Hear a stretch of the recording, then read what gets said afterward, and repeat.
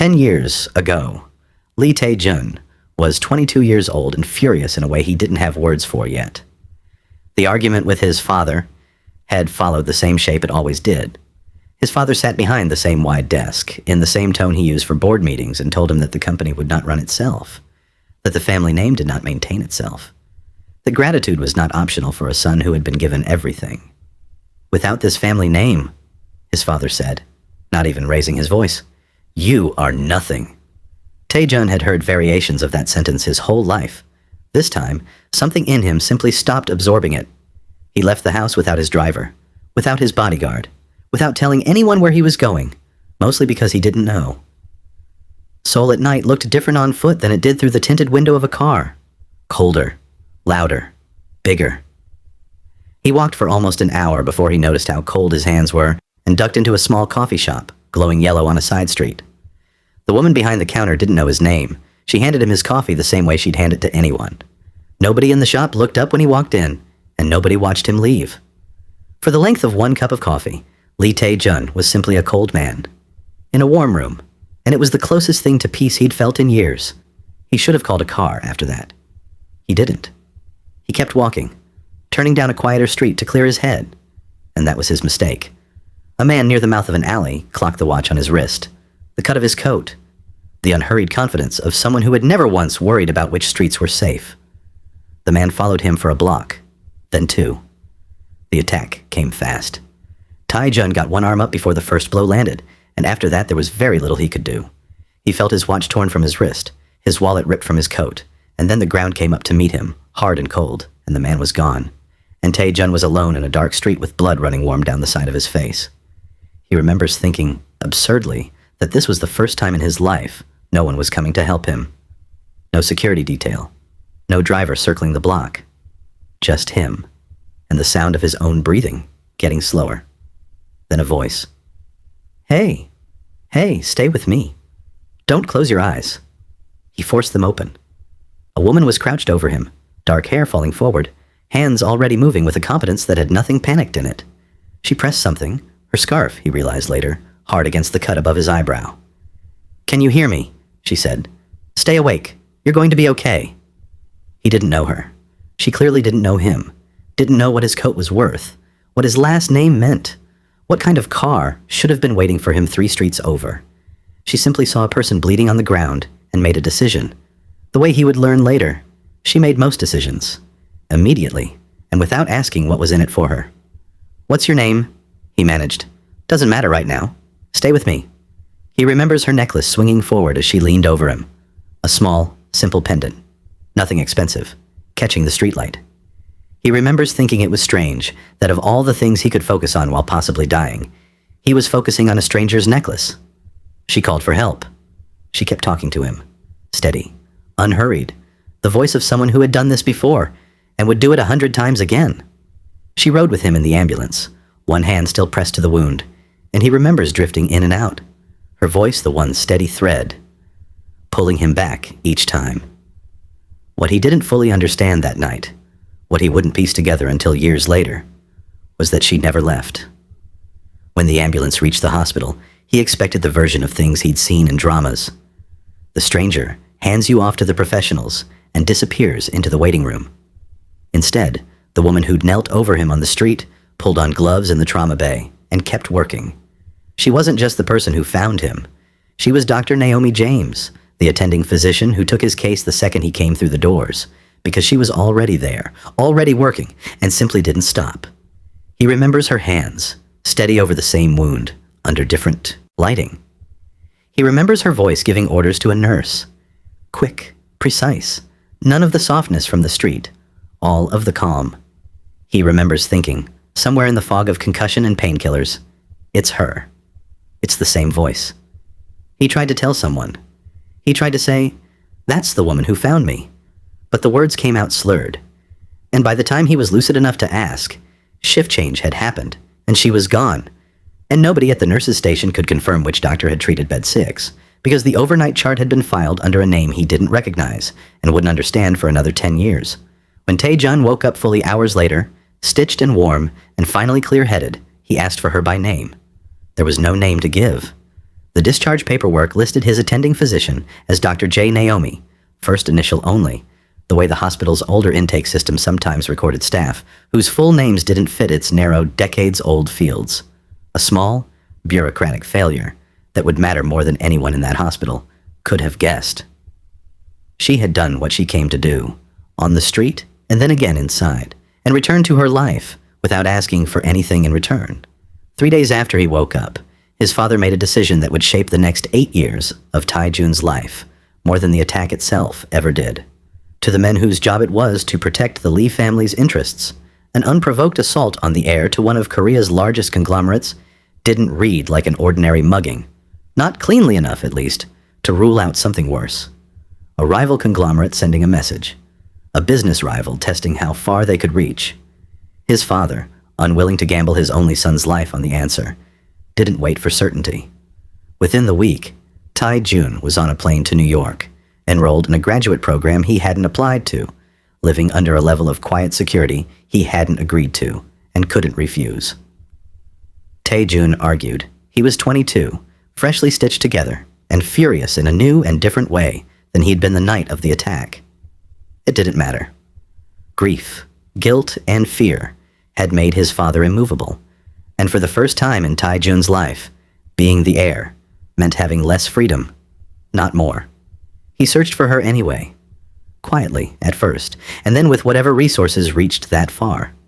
Hospital record requests filed through intermediaries who had no idea what they were actually looking for. A private investigator working off a first name and a description already a year out of date. But the hospital system had no Dr. J. Naomi on file within 6 months of his discharge. Staffing databases only held current employees, and Naomi, as it happened, had moved hospitals not long after. The trail didn't just go cold. It had never fully existed to begin with, and he was chasing it from 4,000 miles away, through people who didn't know what a single overheard voice was worth.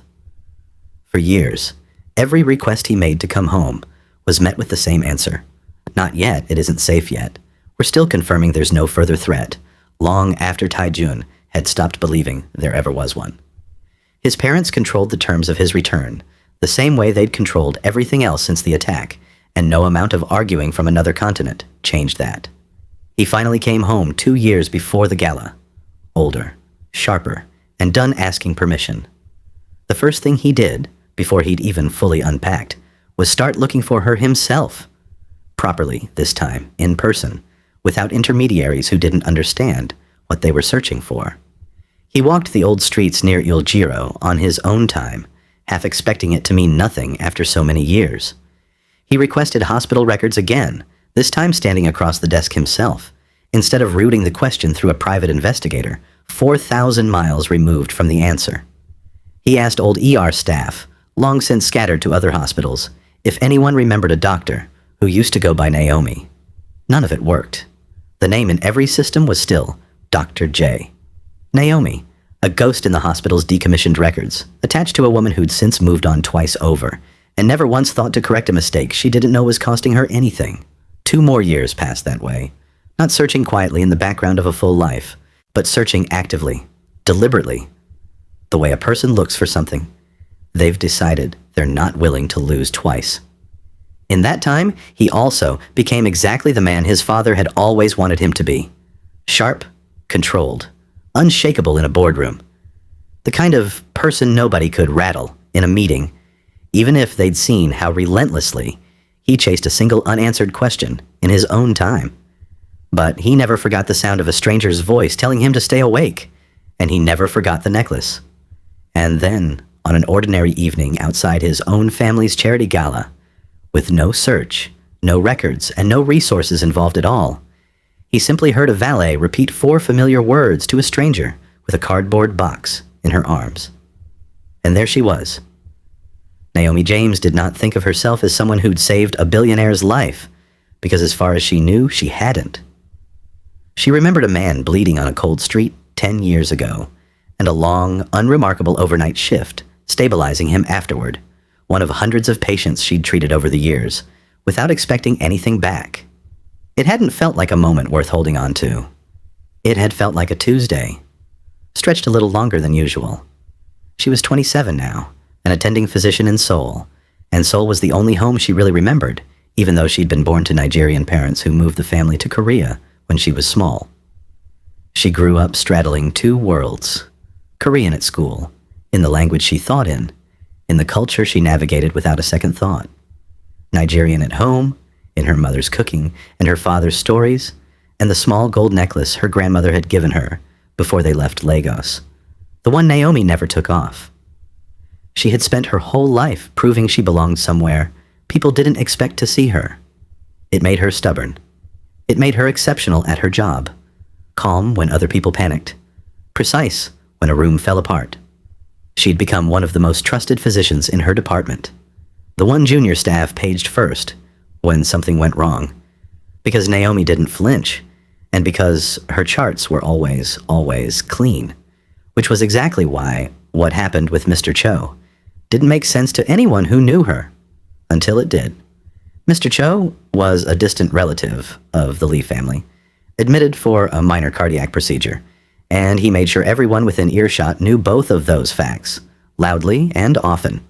He also, within his first week under her care, made it clear he'd taken an interest in his physician that had nothing to do with his heart. It started small: comments about her appearance dressed up as compliments, requests for her specifically to check on him at hours that had no medical justification, a hand that lingered too long when she helped him sit up. Naomi had handled worse from patients before, and she handled this the same way: professionally, firmly, without giving him an inch to misread as encouragement. She stopped seeing him without a nurse present. She kept every interaction on record. He didn't take the rejection well. What Naomi didn't know, what nobody knew until much later, was that 2 nights before her firing, Mr. Cho altered his own medication log during a period when she'd stepped out to handle an emergency in another room. He adjusted a dosage entry just enough to create a discrepancy, then complained the next morning of chest pain and dizziness that hadn't actually occurred, framing it as a direct result of the attending physician's negligence. It was a small, ugly, deliberate act, designed by a man used to getting what he wanted, punishing the one thing he couldn't have by taking away the thing she'd built her entire life around. The hospital board, already anxious about anything connected to a Lee family name, didn't investigate the chart discrepancy the way they should have. A formal complaint reached them within hours, worded carefully to suggest a pattern of unprofessional conduct rather than one manufactured incident. Naomi's request for a full audit of the medication log was denied, quietly, almost apologetically, by an administrator who wouldn't meet her eyes and used the phrase, "for everyone's sake," more than once. 10 years of exemplary work ended in a 40-minute meeting, in a review that would follow her onto every future job application, over a lie she never even got the chance to properly disprove. She didn't cry in the meeting.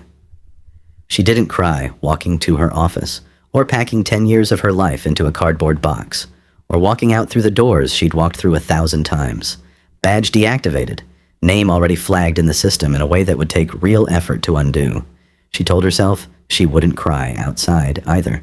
She was still holding on to that when she stepped onto the sidewalk and nearly walked into a valet stand outside some glittering event she hadn't noticed until she was standing in the middle of it. "Watch your step, ma'am," the valet said, catching her elbow.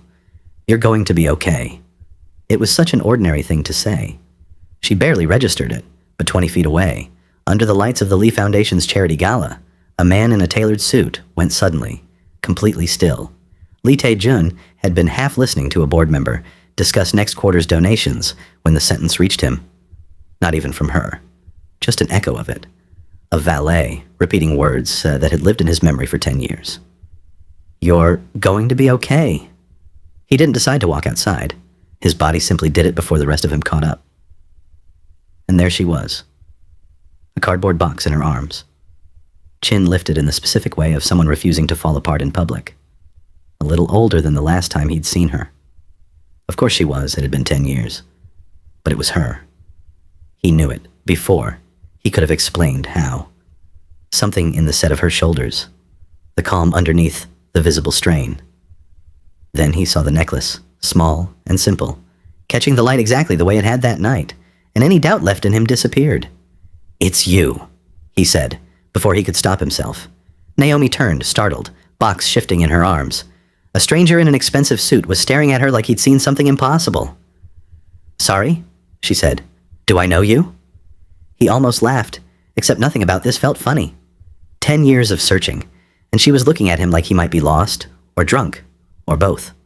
10 years ago, he said, a street near Il Giro. There was a man who'd been attacked, beaten, robbed. You stopped when no one else would. You stayed with him until the ambulance came. You told him to stay awake, that he was going to be okay. He hesitated, then added the part that had haunted him longer than the street ever had. And then you were his doctor that night, too. You never left. That landed differently than the street story had. Her brow furrowed. Not confusion this time, but the specific effort of reaching back through hundreds of overnight shifts to a single one. There was a man from a street assault years ago. I remember the case vaguely. I don't remember faces from back then. Not really. There were too many nights like that. She looked at him properly now, searching. Wait, that was you? That was me. You look. She gestured vaguely at the gala behind him. The lights, the suit, the small crowd of people already glancing over to see why Tae Jun had abandoned a room full of donors to stand on the sidewalk. Different. I was 22, bleeding on a sidewalk, and then bleeding slightly less in a trauma bay. Most people look different than that eventually. It surprised a short, tired laugh out of her. The first thing that had felt like relief all day. I didn't even get your name. Back then, I mean. My chart notes just said unidentified male assault victim. I remember because it bothered me. I like to know who I'm treating. Tae Jun. He watched it land on her.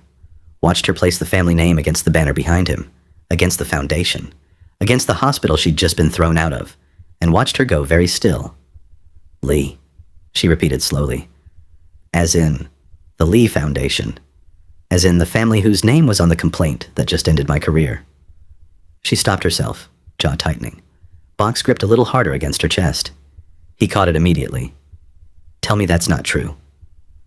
It's not your family directly, she said, quieter now, some of the anger draining into something more tired. It's a relative, distant. Mr. Cho. She watched his face for the reaction. He filed a complaint against me 2 days ago. Said I was negligent with his medication. I asked for the log to be audited before anything went to the board. They said no. Then I was gone. Tae Jun went very still, in a different way than before. Cho, he repeated. He's been at 3 of my father's dinners this year alone, telling anyone who'll listen how well-connected he is. Something cold settled behind his eyes. What exactly happened with the log? I don't know. That's the problem. Nobody would let me find out. She let out a breath, some of the fight going out of her, replaced by something closer to exhaustion. I built 10 years on charts that were never wrong, and it took one man 40 minutes to make sure that stopped mattering. He didn't flinch, and he didn't try to smooth it over, which was, she'd learned, unusual for him. Tell me everything. From the beginning. Not because I feel guilty by association, though I do, but because if someone falsified a medical record to punish you for turning him down, that's not just a hospital problem. That's something I can actually do something about.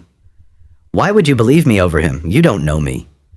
I've known exactly one true thing about you for 10 years, he said, that you stop for people nobody else will. I don't need 10 more to know which version of this story is real. Naomi studied him for a long moment, the box still heavy in her arms, the cold evening air, the absurdity of standing on a sidewalk outside a gala, explaining the worst week of her career to the man she'd once kept alive in an entirely different life. It's a long story, she said finally. I have somewhere warm, a coffee machine that isn't terrible, and 10 years of wanting to say thank you properly, he said. Let me start with that. Then you can decide how much of the rest you want to tell me. She didn't answer right away. But she also didn't walk away, which, after the day she'd had, felt like its own kind of answer. Fine, she said, but I'm keeping the box, and you're explaining to your board why you just left your own party. For the first time, in longer than he could remember, Tae Jun smiled without meaning to. That, he said, I can live with. They ended up in a small, warm office 2 floors above the gala. His, technically, though he rarely used it for anything but avoiding people. Naomi sat with the box at her feet and a cup of coffee she hadn't touched yet, and for the first time all day, let herself stop holding her spine so straight. "There's something I want you to understand before we get to anything else," Tae Jun said, sitting across from her rather than behind the desk, deliberately. "For 8 years after that night, my family kept me out of the country. They were convinced the attack might have been ordered by a rival conglomerate, some kind of message aimed at us. It wasn't. It took them years to even admit that much, and by the time they did, keeping me away had just become how things were done." Naomi was quiet for a moment, absorbing that. 8 years. Over a threat that didn't exist. Over a threat my father couldn't prove didn't exist, which to him was close enough to justify anything. He said it evenly, the old bitterness worn smooth by time. By the time the security team admitted it was almost certainly just an opportunist who liked my watch, nobody thought it was urgent to tell me. I found out almost by accident. Years later. "That's not protection," Naomi said. "That's control wearing protection's clothes." "I know that now." He let the silence sit for a moment before returning to the point he'd started with. "Either way, I looked. First from 4,000 miles away, through people who didn't understand what a single overheard voice was worth. Then, for 2 years, myself. Hospital records, old staff, the street itself. Nothing. There was no Dr. Naomi James anywhere in that system." "There wouldn't have been," she said. "Not under that name. The old intake software the hospital used back then only had space for a first initial and one given name in the physician field. It was built for Korean naming conventions and never updated for staff with longer or different name structures. I complained about it for years. It listed me as Dr. J. Naomi on every chart until they finally replaced the system 4 years ago. By then, I'd already changed hospitals twice." Something in his expression shifted. Not surprise, exactly. More like a decade-old door quietly closing. "I had people searching for a Dr. Naomi James, not a Dr. J. Naomi. You were looking for someone who technically didn't exist in their own system," she said, almost gently. "I wasn't hiding. The building just never learned how to spell me." He let out a breath that was almost a laugh, except it had too much old frustration in it to be funny. 10 years. 10 years, she agreed. "I wasn't looking for you either. For what it's worth, I didn't know there was anyone to look for. You were a case number to me for a long time, and then you weren't even that. Just a story I told myself sometimes, about a night that went about as well as it could have, given how badly it started. And now? Now I'm unemployed, mildly furious, and sitting in the office of the man whose relative just ended my career." She said it without heat, more tired than bitter. "So complicated." He nodded slowly, then reached for the phone on the desk, thought better of it, and set it back down. "I want to fix the second part properly. Not with money, and not by making it disappear quietly the way my family usually handles things. I want the log audited by someone outside the hospital's own review board, someone Cho has no reach into. If he altered a chart, there will be a trace, timestamps, access logs, something. I want it found honestly, and I want your name cleared, because it's true, not because I asked for a favor. And if it turns out he didn't do anything, if I'm wrong and it really was just a mistake, then we'll know that too. But I don't think you're wrong. I've watched that man work a room for years. I know exactly what it looks like when he decides he's owed something." He paused. "I should have recognized it sooner. I let people like him sit at my family's table for years because it was easier than making a scene." Naomi wrapped both hands around the coffee cup, finally, mostly for the warmth. 10 years ago, I told you that a person's life matters because they're human, not because of what they own. I still believe that. I just spent the worst week of my career finding out how easily a system full of humans can forget it anyway." "Then let's remind them," Tae Jun said, "properly this time. Not as a favor, as what actually happened."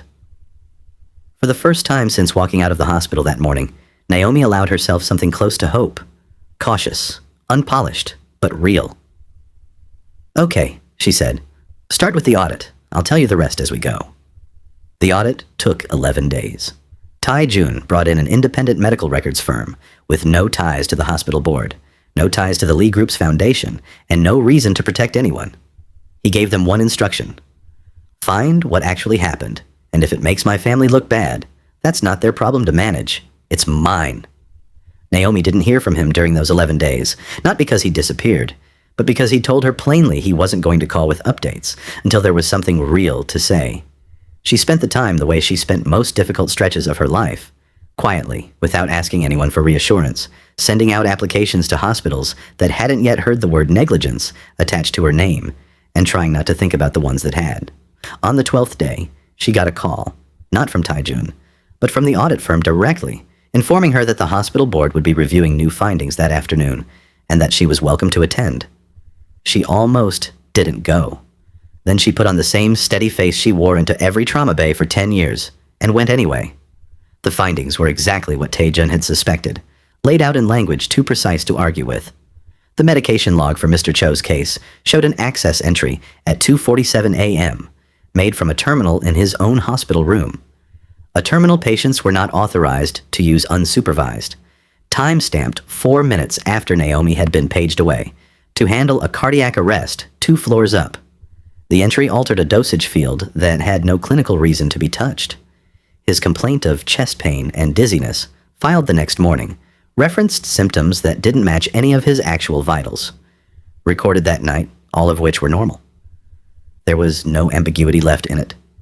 He had done it deliberately and clumsily, apparently confident that no one would ever look closely enough to notice. The board chairman, a tired man, who had personally signed Naomi's termination less than 2 weeks earlier, read through the report twice before speaking. "Dr. James," he said, not quite, meeting her eyes even now. "The hospital owes you a formal reinstatement, a retraction of the complaint from your record, and an apology." "I don't want the job back," Naomi said, surprising herself as much as anyone in the room. "I want the retraction. I want my record clean. But I'm done working somewhere that fires people first and checks the facts second, especially when a name like Lee is attached to the complaint." Nobody argued with her. Nobody had the standing to. Mr. Cho was not in the room. He had, as it turned out, left the country 3 days earlier for what his family was calling an extended business trip, which everyone in the room understood to mean he'd heard the audit was coming and decided distance was safer than an explanation. Tae Jun told his father himself, rather than letting it reach him secondhand through the board or the foundation's lawyers. His father listened the way he listened to everything, without interrupting, without visible reaction, hands folded on the same wide desk where he'd once told his son that without the family name, he was nothing. "A relative falsified a medical record," his father said finally, "to punish a doctor for rejecting him, and the hospital fired her to protect our donation without checking a single fact." "Yes. And you fixed it. I paid for an audit that told the truth. That's all. The rest was hers. She's the one who stayed calm enough through all of it to ask the right questions." His father was quiet for a long moment, in a way that 10 years ago would have felt like the calm before a lecture. Instead, he said, "Bring her to dinner. Not as an apology on the family's behalf, though she's owed one, because I'd like to meet the person my son has apparently been unable to stop talking about." Tae Jun hadn't realized it had been that obvious. "It's not 10 years, Tae Jun. You searched for a stranger's name for 10 years, and never once mentioned why. I may not have given you everything you needed as a child, but I recognize devotion when it's inconvenient for you to admit to it." It wasn't quite an apology, and it wasn't quite approval either. It was something more careful than both. The first real conversation they'd had in years, that didn't end with either of them retreating to their respective corners of the family name. Tae Jun would take it.